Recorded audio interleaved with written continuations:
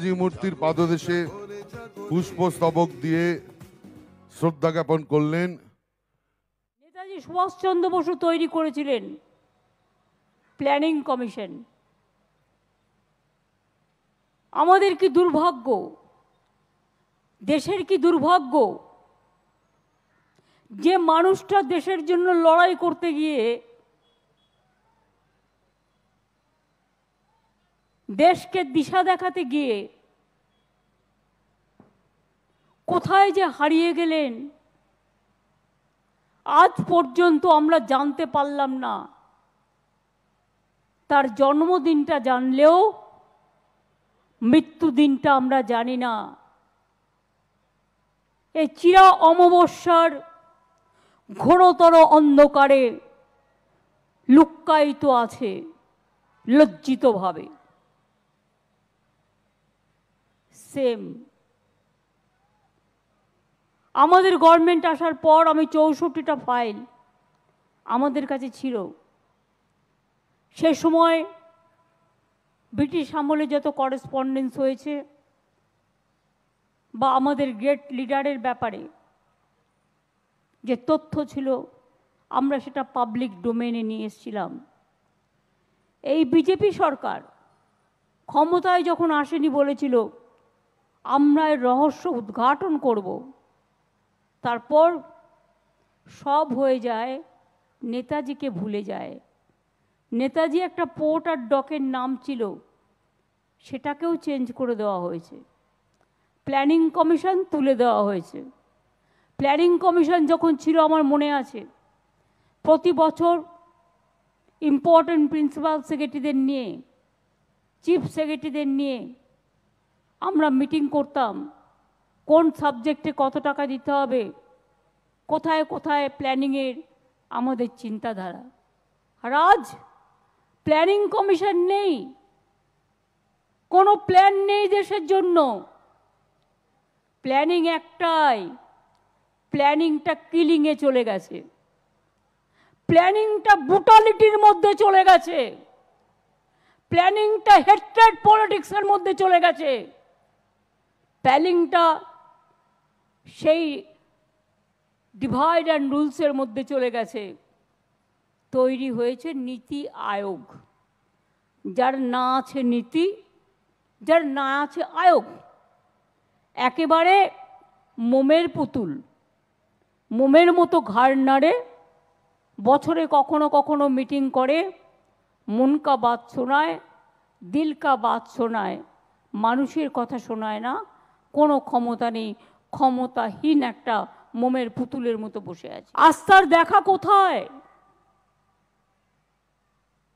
আজ তোমার দেখা নাই, তোমার দেখা নাই।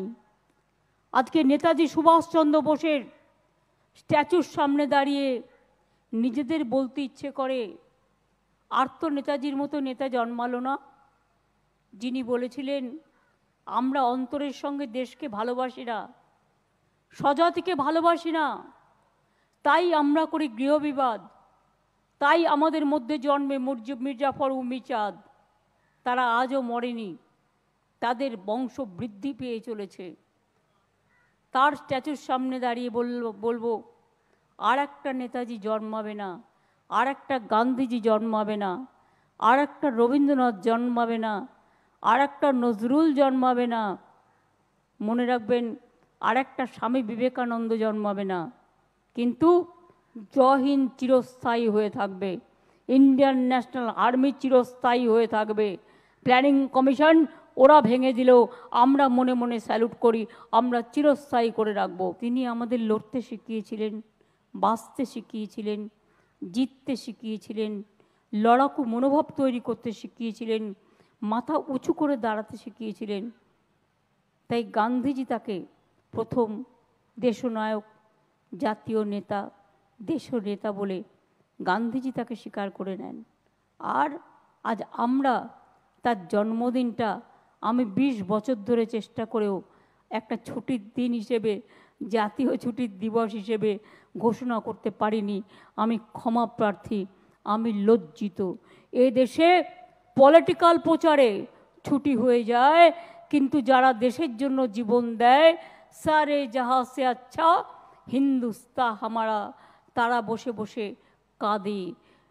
जब घायल हुए हिमालय खतरे में पड़े आज़ादी, जब तक थी सांस लड़े हो फिर अपनी लाश बिछा दी। संगीन पे धर पर माथा सो गए अमर बलिदानी, जो शहीद हुए हैं उनकी जरा याद करो कुर्बानी। আমি याद করছি এবং এই গানটি শেষেও আছে জয় হিন্দ, জয় হিন্দ, জয় হিন্দ ওই সেরা।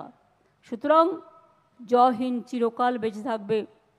নেতাজি সুভাষচন্দ্র বোস কোথায় গেল, হারিয়ে গেল, ফিরে পেলাম না। আজও আমরা জানি না।